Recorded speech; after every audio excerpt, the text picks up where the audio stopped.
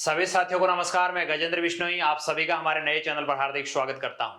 हमें नया चैनल मजबूरीवश बनाना पड़ा है क्योंकि हमारा पुराना चैनल जो शिक्षा समाचार था, जिस पर आप सभी साथियों का भरपूर सहयोग मिला, उस पर कुछ तकनीकी समस्याओं की वजह से हम लोग बड़ा वीडियो अपलोड नहीं कर पा रहे हैं। तो आप सभी से मेरी गुजारिश रहेगी, आप हमारे नए चैनल को सब्सक्राइब अवश्य कर लीजिएगा ताकि आपको जो भी हम नए वीडियोस डालें उसका नोटिफिकेशन मिल सके। हम लोग इस वीडियो में चर्चा करने वाले हैं आईपीआर 2026 के बारे में। कई साथियों के कॉल्स आ रहे हैं, कमेंट्स आ रहे हैं कि आईपीआर 2026 को भरने के संबंध में आपका वीडियो अभी तक क्यों नहीं आया। उसके पीछे रीजन था ये साइट सही तरीके से काम नहीं कर पा रही थी जिसमें अपडेशन का काम चल रहा था। इस बार आईपीआर का बहुत कुछ बदलाव हो चुका है, एकदम नए सिरे से भरना पड़ रहा है। आपने पहले जो आईपीआर भरे थे उसमें जो संपत्ति डाली उनको भी आपको वापस से भरना पड़ रहा है। कई साथियों के डाटा नहीं खोल रहे हैं, कुछ अलग सा एक नोटिफिकेशन आ रहा है, एरर आ रहा है। जितनी भी समस्या हैं सभी का समाधान बताने का प्रयास हम लोग इस वीडियो में करने वाले हैं। वीडियो प्रारंभ करूं उससे पहले फिर से गुजारिश करूंगा, चैनल पे नए हैं सब्सक्राइब अवश्य कर लीजिएगा। चलिए वीडियो प्रारंभ करते हैं। सबसे पहले आप लोगों को अपनी एसएसओ आईडी खोलनी है। हम लोग एसएसओ आईडी खोलते हैं, चाहे आप किसी भी विभाग में हैं, आपको अपनी एसएसओ आईडी खोलनी है। गवर्नमेंट वाले पोर्टल में जाना है। आप यहाँ पर राजकाज आईपीआर आपको दिख जाए तब तो ठीक है, राजकाज आईपीआर ना दिखे तो आप अदर एक्टिव ऐप में जाकर के या फिर सर्च करिए आईपीआर, तो आपको आईपीआर वाला मॉड्यूल दिख जाएगा। आप जैसा ही इस पे क्लिक करते हैं तो होता क्या, यहाँ दिखाया जाता है राजकाज आईपीआर 2026 अचल संपत्ति विवरण 1 जनवरी 2026 की स्थिति में। यहाँ पे कई साथी ये सवाल करेंगे कि सर हम तो पिछले साल ही लगे हैं, हमारा तो प्रोबेशन चल रहा है। तो उन सभी साथियों को बताना चाहूंगा, जो कर्मचारी 1 जनवरी 2026 के दिन सर्विस में हैं, चाहे वो अंडर प्रोबेशन है चाहे वो रेगुलर है, किसी भी स्थिति में हैं, जो कर्मचारी 1 जनवरी 2026 से पहले पोस्टेड थे और 1 जनवरी 2026 को कार्यरत हैं, उन सभी को ये भरना है। मंत्रालय हो, चाहे आप स्टेट एम्प्लॉइज हो, चाहे आप सब ऑर्डिनेट एम्प्लॉइज हो, सभी के लिए भरना कंपलसरी है। यदि आप नहीं भरेंगे, पिछले साल ऐसा हुआ था, कई साथियों के इंक्रीमेंट से वंचित होना पड़ा था। आपको इंक्रीमेंट से वंचित ना होना पड़े इसलिए समय रहते हुए आईपीआर अवश्य भर लीजिएगा। हम लोग जैसे ही आईपीआर 2026 इस पे क्लिक करते हैं तो साथियों होता क्या है, घूम फिर के वापस बाहर आ जाते हैं। आपको ये लगता होगा कि हम तो बाहर आ गए एसएसओ, ये तो साइट चल नहीं रही। हुआ ऐसा नहीं है। आईपीआर भरने के लिए यहाँ आप लोग कैप्चा देख पा रहे होंगे। जब एसएसओ लॉगिन करते हैं तो न्यूमेरिकल कैप्चा आते हैं, यहाँ पर मिक्सअप कैप्चा आ रहे हैं। मतलब क्या हो रहा है, यहाँ पे भी आप देख पाएंगे ये क्या होगा, ऑथेंटिकेट हो रहा है आपके अकाउंट का। राजकाज पर वापस से आपको लॉगिन करना है। यहाँ पे वापस आपको बाहर आना, छोड़ना नहीं है। वापस एसएसओ आईडी डालिए, अपना पासवर्ड डालिए, कैप्चा डालिए और लॉगिन हो जाइए। यहाँ पे लॉगिन होंगे तो आप सीधे ही राजकाज का जो आईपीआर मॉड्यूल है उस पर सीधे रिडायरेक्ट होंगे। जो साथी रिडायरेक्ट हो पा रहे हैं उनके लिए तो ये गवर्नमेंट एम्प्लॉय जो भी आप पे लागू हो रहा है, अधिकतर साथी 90% इस पे आ रहे हैं, तो गवर्नमेंट एम्प्लॉय पे क्लिक करते हुए गेट स्टार्ट पे करेंगे। यहाँ पे कई साथियों के एरर आ रहा है कि आपको फलानी जगह जाइए, ये करिए वो करिए, उस पर अपन लोग आगे जाके चर्चा करने वाले हैं। जिनका ये खोल पा रहा है उनको आगे कैसे बढ़ना है वो चर्चा हो रही है अभी, और फिर आगे मैं बताने वाला हूँ। इसके बाद आपके वो एरर आ रहा है तो उसका समाधान कहाँ हो सकता है। आपको गेट स्टार्ट पे क्लिक करना है। जैसे ही गेट स्टार्ट पे क्लिक करते हैं तो यहाँ पे आपका स्टेटस अनवेरिफाइड आ रहा है, आप गवर्नमेंट एम्प्लॉय हैं ये लिखा हुआ आ रहा है। इधर आपकी एसएसओ आईडी जो आरजे वाली है, या कई साथी अभी नए बने उनके नाम से भी एसएसओ आईडी बनी है। यहाँ दो ऑप्शन आएंगे। ये जो नीचे सारा डाटा आपको दिखेगा, आपकी जो पर्सनल डिटेल्स दिखेगी, ये कहां से ली गई, एसएसओ आईडी से ली गई या फिर एसआईपीएफ पोर्टल से लेना चाह रहे हैं। आपकी एसएसओ आईडी के अंदर एसएसओ आईडी की जो प्रोफाइल होती है उस प्रोफाइल में कुछ मिस्टेक है तो यहाँ पे भी मिस्टेक शो होगी। यदि एसएसओ प्रोफाइल मिस्टेक है तो एसआईपीएफ से ले लीजिए डाटा, एसआईपीएफ में मिस्टेक है एसएसओ से ले लीजिए। इन दोनों में से किसी भी ऑप्शन को सिलेक्ट करते हुए आप डाटा ले सकते हैं। ये लेने के बाद आप नेक्स्ट पे क्लिक करेंगे, कहीं कोई चेंजेज हो तो इन दोनों में से चेंज करिए, आपका ठीक हो जाएगा।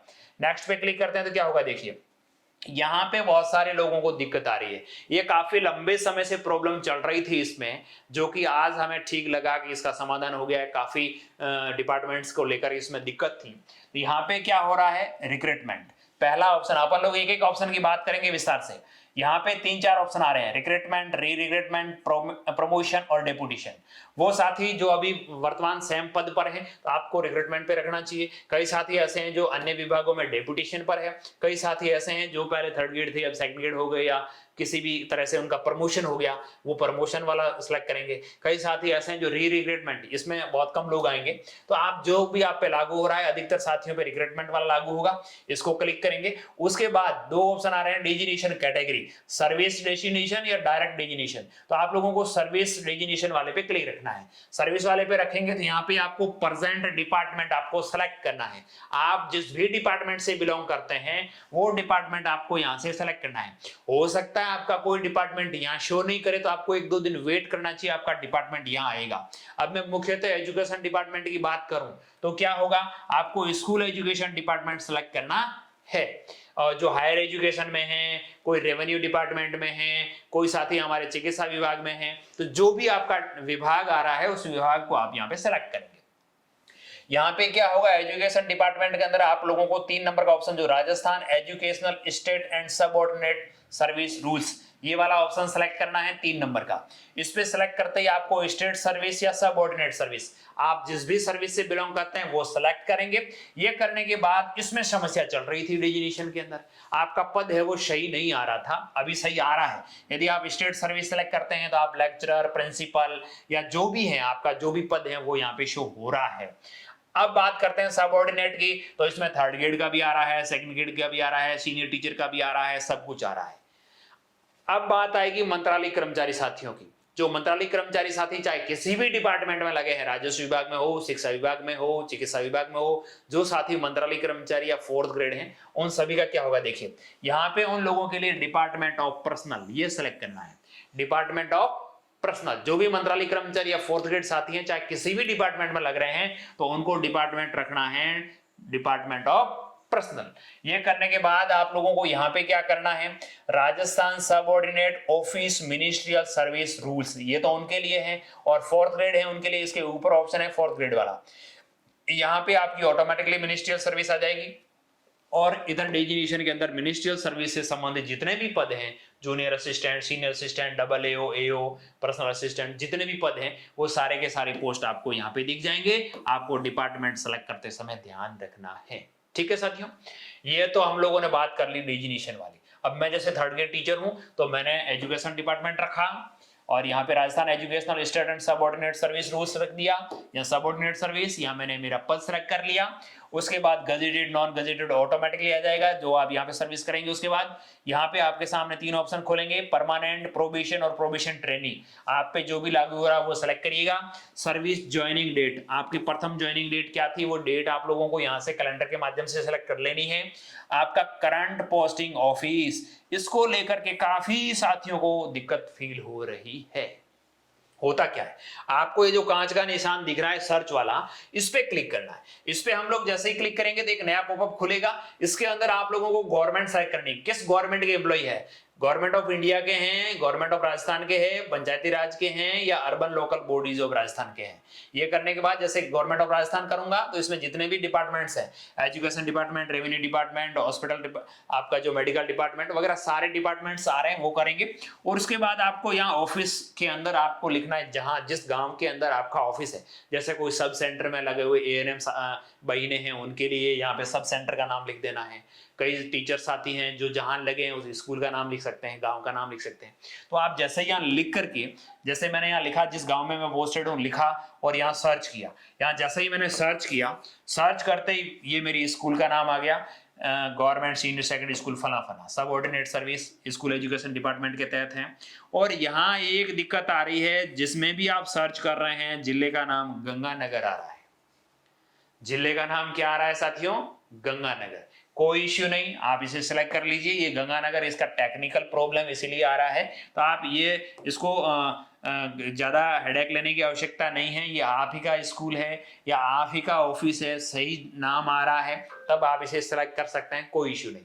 यदि यहाँ पे ठीक नहीं आ रहा है, आपने इतना कुछ सर्च कर लिया, मेरे को तो मिल ही नहीं रहा है, उसका समाधान ये यहाँ पर है, not found in the list. मैंने सब जगह हाथ पैर मार लिए, सर्च कर लिए, डिपार्टमेंट चेंज करके देख लिया, इधर उधर करके देख लिया, सब कुछ करके देख लिया, लेकिन फिर भी नहीं आ रहा है। तो आपको यहाँ नॉट फाउंड इन लिस्ट, इस पे क्लिक करना है। इस पे आप लोग जैसे ही क्लिक करेंगे तो आपको यहाँ लिखने का ऑप्शन मिल जाएगा। जैसे ही मैंने इस पे नॉट वाले पे क्लिक किया, इस नोट वाले पे मैं क्लिक करता हूं तो यहाँ नीचे आपको लिखने का ऑप्शन मिलेगा, उस पे आप लोग अपने ऑफिस का नाम फुल्ली आप लिख सकते हैं। लिखने के बाद आप सेलेक्ट का ऑप्शन खुल जाएगा, या तो इसमें से सेलेक्ट करिए या फिर नोट है तो यहाँ पे जैसे आप नोट वाले पे क्लिक करेंगे यहाँ आपका ऑप्शन खुलेगा, उसके अंदर आपको अपना ऑफिस का जहां पे भी आपका वेतन आहरण हो रहा है उसका नाम लिखना चाहिए। अब जैसे मैं एक प्राइमरी स्कूल में पोस्टेड हूं तो मुझे अपने पीओ का नाम लिखना है क्योंकि वहां से मेरा वेतन आहरित हो रहा है, तो यहाँ पे मैं सेलेक्ट कर लेता हूँ। सेलेक्ट करने के बाद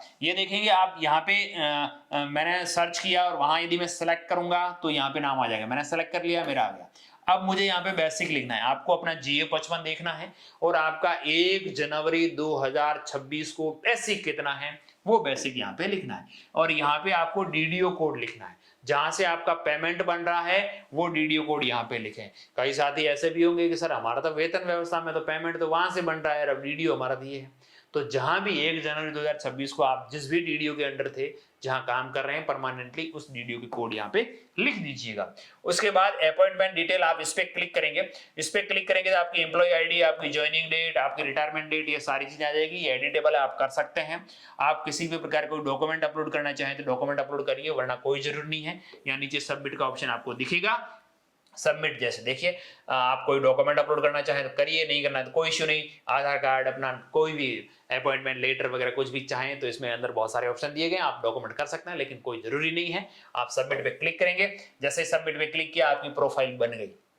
अब कई साथियों के यहाँ सबमिट ऑप्शन नहीं खुल रहा है, कईयों के ऑफिसेज के नाम नहीं आ रहे हैं, कईयों के विभाग के नाम नहीं आ रहे हैं, कईयों के पद नहीं आ रहे हैं, तो आप सभी से गुजारिश रहेगी थोड़ा संयम बनाए रखें। ये साइट पर बहुत ज़्यादा एम्प्लॉइज का डाटा फीड होना है, इसीलिए हो सकता है ये साइट कभी स्लो काम करे, तो कभी आप अर्ली मॉर्निंग लेट नाइट इसे कोशिश करिए और भर लीजिए, भर में आ जाएगा, कोई इश्यू नहीं है। हम लोगों ने इतने दिनों तक इंतजार किया तो इसके पीछे रीजन था ये साइट नहीं चलना। एरर आ रहा है कई साथियों के, वो क्या एरर आ रहा है, SSO is not registered with the राजकाज एप्लीकेशन। राजकाज पोर्टल पर आपका SSO है वो लिंक नहीं है। आपको क्या करना है, please contact your department of office administration और reach out of our colleagues who have already registered, यानी आपके साथी से संपर्क करिए जो पहले रजिस्टर्ड हैं। तो उन पे क्या करना है, create an employ following this path, masters, apps, HR process, create public service, ऐसे ऑप्शन आपको सेलेक्ट करते हुए उसकी प्रोफाइल बना सकते हैं। यानी कोई भी नॉर्मल कर्मचारी जिसकी प्रोफाइल खुल रही है वो किसी अन्य कर्मचारी की प्रोफाइल बना सकता है। वो इन्होंने जो ये तरीका बताया कि आप IPR की जगह मास्टर करो और उसमें ऐप करो और उसमें HR प्रोसेस आएगा, उसमें ये ऑप्शन आएंगे, लेकिन जब हम लोग इसको हकीकत जांचते हैं, आज की डेट में जब मैं वीडियो बना रहा हूं तभी की बात कर रहा हूं, हो सकता है ये बाद में जब आप वीडियो देखें तब वो ऑप्शन जुड़ रहा हो और आ रहा हो, आपका जैसा किस्मत। आपको क्या करना है, जैसे ही वो कर्मचारी इसको ओके करता है, ये दो स्थिति बनी, जिनकी प्रोफाइल सही से खुल रही है उन लोगों के लिए तो इस तरह से प्रोफाइल सेट कर लेनी है। जो साथी IPR के लिए लॉगिन होते हैं ऐसा एरर आता है, उनको क्या करना, देखिए आप जैसे इस ओके पे क्लिक कर रहे हैं लॉग आउट हो जाते हैं, बाहर आ जाते हैं। इसका हम लोग समाधान ढूंढने का प्रयास करते हैं। जैसे अब इन्होंने कहा था कि मास्टर में आओ, तो यहाँ IPR की जगह मास्टर हमने सेलेक्ट कर लिया। अब जो कर्मचारी जिनका हो रखा है, जैसे मैंने IPR मेरा भर लिया, ये मैंने फील्ड हो गया आज की तारीख में ना, तो मेरा IPR भर रखा है। इन्होंने कहा कि जिन साथियों का हो रखा है उनकी ऐसा करो, हम लोग मास्टर पे आए हैं। मास्टर पे आकर के ये कह रहे हैं एप्स में जाओ, यहाँ पे आप लोगों को दिख रहा होगा एप्स का ऑप्शन। जैसे इस एप्स के अंदर क्लिक कर रहे हैं तो क्या हो रहा है, देखिए यहाँ एप्स जो खुल रहा है, इस एप्स वाले पे जैसे ही आप क्लिक करते हैं तो केवल IPR लिखा हुआ एक ऑप्शन आ रहा है। HR का ऑप्शन कहीं पर भी फिलहाल की डेट में नहीं आ रहा। इस डेट की बात कर रहा हूं, आज हो, ऐसा नहीं है कि नहीं आ रहा है, आगे जाके आएगा, 1-2 दिन बाद ये अपडेट होगा और IPR के और HR दो ऑप्शन दिखेंगे। आपको HR पे क्लिक करना होगा, उन्होंने जो तरीका बताया उस तरीके से आप लोग HR पे क्लिक करते हुए किसी भी संबंधित कर्मचारी का आप डाटा है वो फीड कर सकेंगे। फिर वो कर्मचारी अपनी SSO लॉगिन करेगा तो उसका IPR खुलने लग जाएगा। ठीक है, ये तरीका था। अब आ गए अपन IPR वाले मॉड्यूल पर। अब हमें ये भरना है कि IPR मैंने कितना पहले भरा कि नहीं भरा। अब यहाँ डिक्लेयर IPR एज निल। कई साथी ऐसे होंगे जिनके पास IPR के रूप में भरने के लिए कोई प्रॉपर्टी नहीं है, तो आप निल के अंदर भर सकते हैं, और जिनके पास प्रॉपर्टी है।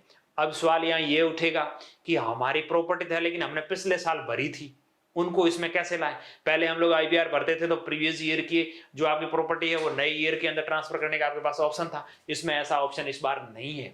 उस कंडीशन में आपको क्या करना रहेगा, जो साथी नील आईपीआर भरना चाह रहे हैं, जिनके पास किसी तरह की प्रॉपर्टी नहीं है, अब प्रॉपर्टी क्या, आपके नाम से कोई प्लॉट हो, कोई मकान हो, कोई जमीन हो, जायदाद हो, जिसे इधर उधर हिलाया डुलाया नहीं जा सके, स्थिर संपत्ति जो है वो संपत्ति आपको यहाँ पे एंट्री करनी। आपके पास रुपए पैसे पड़े हैं, कोई इश्यू नहीं, पड़ रहे हैं तो उनकी एंट्री करनी जरूरी है। आपके पास ऐसी संपत्ति जो इधर उधर हिलती नहीं है, जो स्थायी है, वो संपत्ति आपको यहाँ पे डालनी है। ठीक है। अब कई साथी ऐसे होंगे जिनके पत्नी के नाम से संपत्ति हो, जिनके पापा के नाम से संपत्ति हो, जिसके माँ के नाम से संपत्ति हो। इसमें ऐसा होता है साथियों, वो संपत्ति आपको डालनी है जो आप पे डिपेंड हो। जैसे आपकी पत्नी है, वो हाउसवाइफ है, वो आप पे डिपेंड है। आपने जमीन खरीदी या प्लॉट खरीदार अपने नाम से ना करवा के पत्नी के नाम से करवा दिया और यहाँ आईपीआर में उसको दर्शा ही नहीं रहे, तो ये गलत है। आप पे जो भी डिपेंड हो, आपके पुत्र हो, आपकी पत्नी हो, आपकी माता हो, आपके पिता हो, जो आप पे फुली तरीके से डिपेंडेंट है और उनके नाम से भी यदि कोई संपत्ति है तो उसका इंद्राज करना चाहिए। इंद्राज करने में कहीं कोई हर्ष नहीं है, आपको ऐसा कहीं कोई नहीं पूछा जाएगा इतनी संपत्ति का। कोई जितना आप नौकरी कर रहे हैं, जितना पैसा है आपके पास, उसके हिसाब से संपत्ति है तो कहीं कोई पूछने वाला नहीं है। और आपकी आय से अधिक यदि संपत्ति है तो फिर पूछा ही जाएगा, उसका जवाब आपके पास होना चाहिए। ठीक है। अब जो साथी नील में भरना चाह रहे हैं उनको क्या करना है, डिक्लेयर आईपीआर नील, इस पे क्लिक करना है। जैसे नील वाले पे क्लिक किया आपने, ये आया, यहां पे आपको क्या करना है, इसको डिक्लेरेशन को लागू करना है और यहाँ नीचे आपका सबमिट का ऑप्शन खुल जाएगा। जैसे ही मैंने इसको किया, क्या हुआ, सबमिट का ऑप्शन खुल गया। मैंने जैसे सबमिट पे क्लिक किया, मेरे जो एसएसओ प्रोफाइल के अंदर मोबाइल नंबर है, उस मोबाइल नंबर पे ओटीपी गया। ओटीपी नहीं मिले तो आप रीसेंड कर सकते हैं। आप जैसे ही ओटीपी डालेंगे, वेरीफाई ओटीपी का ऑप्शन आएगा, ओटीपी वेरीफाई हो जाएगी और आपका नील के अंदर आईपीआर सबमिट हो जाएगा। जबकि मैं नील में नहीं करना चाह रहा हूं, मेरे पास तो संपत्ति थी, तो मुझे क्या करना था, ये मैंने काट दिया, आगे सबमिट नहीं किया। जो साथी हैं नील है, नील करना चाहें, सीधा वेरीफाई करेंगे, आपका सबमिट हो जाएगा। अब इसको सबमिट होने के बाद प्रिंट कहां से लेंगे वो मैं आगे बताने वाला। अब जो साथी आईपीआर के रूप में कोई न कोई दर्शाना चाह रहे हैं, कोई न कोई संपत्ति, उनके लिए क्या होगा, पहले जो आपने पिछले साल जो संपत्ति भरी, वो संपत्ति इस बार आगे वाले वर्ष के अंदर डाइवर्ट करने का ऑप्शन ही नहीं रखा इन्होंने। उस कंडीशन में आपको क्या करना है, व्यू ओल्ड आईपीआर, इस पे क्लिक करना है। आपने जो 2021 से लेकर के 2025 तक 5-6 सालों में जितना भी आईपीआर भरे हैं वो देखें। उसके अंदर आपने जितनी जितनी संपत्ति की भर रखी है, जो जो प्रॉपर्टीज भर रखी है, उन सभी को इसमें वापस से दोबारा से भरना होगा एक एक करके। तो आप क्या करिएगा, व्यू ओल्ड आईपीआर, इस पे क्लिक करते हुए अपने पुराने आईपीआर जो भरे हैं उन्हें चेक कर लीजिए कि मैंने क्या क्या भर रखा है। ठीक है। आप जैसे ही इस पे क्लिक करेंगे, क्या आपके सामने ऐसा खुला, ये खुलते ही आपको यहाँ पे अपनी एसएसओ आईडी डालनी है और यहाँ पे सर्च करना है। जैसे ही आप सर्च करेंगे, आपने कौन कौन से ईयर के अंदर आईपीआर भरा, जैसे मैंने 21, 22, 23, 24 और 25, यहाँ पीछे डाउनलोड का ऑप्शन है। मैंने जैसे ही डाउनलोड पे क्लिक किया, जिस समय आपने नील भरा है उसको डाउनलोड करने की कोई जरूरत नहीं, लेकिन एक बार फिर भी देख लीजिएगा। जैसे ही मैंने इसको डाउनलोड किया तो ये मेरा पिछले साल का आईपीआर आ गया और यहाँ पे मेरे पास जो प्रॉपर्टी थी उसकी पूरी डिटेल आ गई। मुझे ये डिटेल अभी नए वाले मॉड्यूल के अंदर भरनी है, तो ये मैं प्रिंट करके रख लूँ या आपके फोन में रख लो, इसको देख लो अच्छी तरह से, आपने कहाँ से खरीदा, किसके नाम से है, किस एड्रेस का है, कितनी उसकी वैल्यूएशन थी, कब कब वगैरह वगैरह। ठीक है। अब क्या होगा, अब आपको एड योर फर्स्ट प्रॉपर्टी, जो आपके पास आपने यहाँ से ओल्ड आईपीआर वाली जो डाउनलोड करी, वो आपको फर्स्ट वाली, पहले पुरानी वाली इसमें भरनी है। वो यहाँ पे जैसे आप क्लिक करेंगे, क्लिक करते ही ये प्रॉपर्टी ऐड करने का ऑप्शन आ गया। प्रॉपर्टी टाइप, आपको प्रॉपर्टी किस तरह की, एग्रीकल्चर है, कॉमर्शियल है, रेजिडेंशियल है, इंडस्ट्रियल है, जिस भी तरीके की लागू होती हो। अब जैसे मेरे पास रेजिडेंशियल है और प्लॉट मैंने ले रखा है, वो किस इलाके में है, रूरल है या अर्बन है, रूरल अर्बन है, उसके बाद एड्रेस लिख देंगे, लाइन 2 में एड्रेस लिख देंगे, पिन कोड लिख देंगे, कंट्री, स्टेट, डिस्ट्रिक्ट लिख देंगे, सिटी आ रही हो तो लिखें, डीजी पिन, आपके पास डीजी पिन हो तो लिखिए वरना कोई जरूरी नहीं है, लैंगिट्यूड लॉन्गिट्यूड हो आपके पास तो लिखिए वरना कोई जरूरी नहीं है, जिनके पीछे स्टार लगा है वो है। अब बात आती है ओनरशिप डिटेल, ये किसके नाम से है, आपके सेल्फ यानी खुद के नाम से, जो कर्मचारी भर रहा है उसके खुद के नाम से है, या उस पर जो डिपेंडेंट है उनके माता पिता, पत्नी, बेटे बेटी, उनके नाम पे है, या जॉइंट है, 2 लोगों के नाम से भी हो सकता है। तो जो भी आप पे लागू हो रहा है वो करिए। इस बार इन्होंने डॉक्यूमेंट अटैच करने का भी ऑप्शन डाला है, 5 MB तक आप डॉक्यूमेंट भी अपलोड कर सकते हैं। आपके पास रजिस्ट्री वगैरह कोई हो तो करिए, कंपल्सरी नहीं है, ऑप्शनल है ये। ठीक है, रेड मार्क नहीं है ये। अब बात आती है इसको सेल्फ में यदि करता हूं तो क्या होगा, कोई डाटा नहीं भरना है आपको। यदि आप डिपेंडेंट करते हैं, किसके नाम से, स्पाउस के नाम से, सन के नाम से, मदर के नाम से, वाइफ के नाम से, जिसके भी नाम से है वो आप सेलेक्ट करेंगे रिश्ता, उसका नाम लिखेंगे और उसके मोबाइल नंबर लिख देंगे। जॉइंट में हो तो भी आपको ऐसा करना है, सेम टू सेम। जैसे मैंने उनका नाम लिखा, मोबाइल नंबर लिखा, ऐड लिस्ट पे क्लिक किया और यहाँ पे ऐड जुड़ गया, ठीक है, किसके नाम से है। इस तरह से आप जॉइंट में भी करेंगे तो क्या होगा, आपको जॉइंट वाले के अंदर भी वैसे के वैसे लिखना है, ठीक है। अब जॉइंट हो तो यहाँ पे आपको 2 नाम लिखने पड़ेंगे, एक लिखा ऐड किया, फिर दूसरे का लिखा फिर ऐड किया, 3 हो तो तीसरे का लिखा ऐड किया, इस तरह से यहाँ से नाम जुड़ते जाएंगे, ठीक है। अब बात आती है कि वो जो संपत्ति है वो आपने किससे खरीदी, लोन से खरीदी या फिर उसकी सेविंग से खरीदी, किस डेट को खरीदी, मैनर ऑफ एक्विजिशंस, आपने परचेज किया या आपको गिफ्ट डीड में मिली या आपकी प्रेरक संपत्ति है, वो किस तरीके की है वो आपको यहाँ पे लिखना है। और वो आपके नाम से कब चढ़ी है वो डेट आपको यहाँ पे डालनी है। वो उसको खरीदने के लिए आपने पैसा कहाँ से लिया, लोन से लिया, सेविंग से लिया, आपका फैमिली मेंबर ने हेल्प किया, तो ये तीनों में जो लिखेंगे वो यहाँ टोटल हो जाएगी और टोटल यहाँ शब्दों में आ जाएगी। आपने ये किससे खरीदा उसका नाम लिखना है, उसके कॉन्टैक्ट नंबर हो तो लिखें, जरूरी नहीं है। प्रेजेंट वैल्यू जो आपने इस समय खरीदी 2024 के अंदर, उस समय इतनी वैल्यू थी, अभी उसकी वैल्यूएशन बढ़ी घटी जो भी हो वो यहाँ लिखना है। आपको उस प्रॉपर्टी से कोई एनुअल इनकम हो रही नहीं हो रही, जैसे कोई कृषि भूमि है तो आपको एनुअल इनकम हो भी सकती है तो वो लिखेंगे। ये सारी डिटेल लिखने के बाद आपके पास यहाँ सेव का ऑप्शन खुलेगा, ये वाला, आप इस पे सेव पे क्लिक करेंगे, आपकी एक प्रॉपर्टी जुड़ चुकी, ठीक है। अब ये एक प्रॉपर्टी मेरे पास जुड़ गई और यहाँ पे प्रॉपर्टी अपडेट सक्सेसफुली हो गई। अब आपके पास एक से ज्यादा और प्रॉपर्टी हो तो आपको ऐड प्रॉपर्टी पे क्लिक करना है, ठीक है। इस तरह से मैंने ये एक प्रॉपर्टी डाली थी, इसको यदि एडिट करना चाहें, आपको ये ठीक नहीं हो, कोई मिस्टेक हो गई तो आप इसे एडिट भी कर सकते हैं। अपडेट प्रॉपर्टी, डिलीट प्रॉपर्टी आप डिलीट भी कर सकते हैं, गलत भर गया हो तो। अब आपको क्या करना है, यहाँ हिस्ट्री पे क्लिक करते हैं तो क्या होगा, अब मैं ऐड करना चाह रहा हूँ दोबारा से, तो यहाँ ऐड पे करूंगा तो नई प्रॉपर्टी और जोड़ सकता हूँ जितनी भी आपके पास हो, ठीक है साथियों। इस प्रकार से आप जितनी भी आपके पास प्रॉपर्टीज हो वो एक एक करते हुए जोड़ सकते हैं। आपको एडिट करना हो तो एडिट करिए, यहाँ से एडिट का भी ऑप्शन आ रहा है, सब कुछ। आपको पूरी प्रॉपर्टी आ रही है, पूरी प्रॉपर्टी दिखने के बाद आपको क्या करना है, डिक्लेयर आईपीआर, इस पे क्लिक करना है। आप जैसे ही आपने ये प्रॉपर्टीज डाल दी, 1 2 3 जितनी भी आपके पास है, वो भरने के बाद आपको ऐड प्रॉपर्टी के पास में डिक्लेयर आईपीआर ब्लू कलर में दिख रहा है, इस पे क्लिक करेंगे। जैसे इस पे क्लिक करेंगे तो आपकी ये पूरी एक बार दिखेगी, आप इसे डिक्लेरेशन को अलाउ करिएगा और यहाँ पे सबमिट का आपके सामने ऑप्शन खुलेगा। आप जैसे ही सबमिट पे क्लिक करेंगे, सबमिट सक्सेसफुली आ जाएगा। ओटीपी डालेंगे, आप ओटीपी वेरीफाई करेंगे, रिसेंड हो तो रिसेंड करिए, वेरीफाई किया, आपका सक्सेसफुली हो गया। आईपीआर फील्ड 8 जनवरी 2026 को आपका आईपीआर भर गया। अब आप अपडेट करना चाह रहे हैं कि मेरे यार अब मैंने भरा तो था, आपको 2 दिन 4 दिन 10 दिन बाद याद आए कि मुझे एक चीज और डालनी थी, भूल गया, आप इसे अपडेट भी कर सकते हैं। अपडेट करेंगे तो आपको सारी चीजें दोबारा से इसको यहाँ से अपडेट कर सकते हैं, अपडेट का ऑप्शन आपके साथ में रहेगा। अब बात आती है वापस अपडेट करके डिक्लेरेशन करना चाहें, डिक्लेयर कर सकते हैं, कोई इश्यू नहीं है। प्रॉपर्टी जोड़ना चाहें दोबारा से जोड़ सकते हैं, जुड़ जाएगी, सब कुछ हो जाएगा। रिटर्न फील्ड सक्सेसफुली, आपका रिटर्न भी दोबारा से हो गया। अब बात आती है कि मैं इसका प्रिंट कहाँ से लूँ, मुझे प्रिंट लेना है, आईपीआर मैंने जो भरा इसका प्रिंट। तो आप जैसे यहाँ होम पेज पे रहेंगे इसके, तो यहाँ प्रॉपर्टी, वॉलेट और हिस्ट्री 2 ऑप्शन आएंगे। जैसे ही आप हिस्ट्री वाले पे क्लिक करेंगे तो आपने जो आईपीआर भरा है वो आपको यहाँ पे दिखेगा।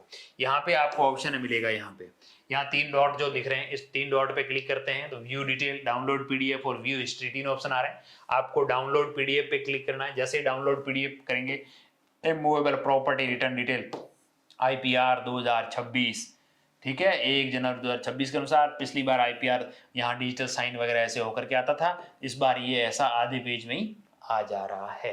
आप इसे सेव कर सकते हैं, अपने रिड्यूस के बाद जमा करवा सकते हैं ताकि आपको टाइम पर इंक्रीमेंट मिल सके।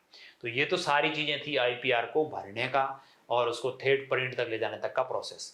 अब हम लोग बात करेंगे, कई साथी ऐसे होंगे जिनके अनेक तरह के एरर मिलेंगे, कई समस्याएं मिलेगी, उन सभी से मेरी गुजारिश एक बार पुनः रहेगी, आप थोड़ा वेट करिए, इसे देखिए, कहीं जल्दबाजी नहीं करनी है, आपका आईपीआर भर जाएगा, कहीं कोई समस्या नहीं आएगी। एक बार पुनः सभी साथियों का बहुत बहुत धन्यवाद।